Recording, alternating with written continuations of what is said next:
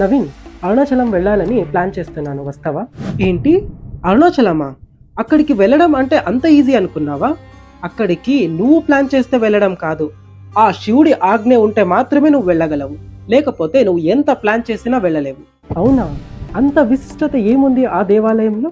అవును నవి, యమలోకంలో చిత్రగుప్తుడు మానవుడు అరుణాచలం వెళ్ళక ముందు, వెళ్ళిన తర్వాత అనేదాన్ని బట్టి కర్మలను రాస్తాడంట. అంటే అర్థం చేసుకో ఆ క్షేత్రం ఎంత గొప్పదో అని. 14 కిలోమీటర్ గిరి ప్రదక్షిణ, అష్టలింగాల దర్శనం, చివరిగా పంచభూత లింగాలలో ఒకటైన అగ్నిలింగం అంటే అరుణాచలేశ్వర స్వామి దర్శనం చేసుకోవడం అంటే ఎన్నో జన్మల పుణ్యమనే చెప్పొచ్చు. నా వైయక్తిక అనుభవం చెప్పాలి అంటే నేను ఒకే మాట చెప్తాను, అరుణాచలం వెళ్ళక ముందు, వెళ్ళిన తర్వాత అని.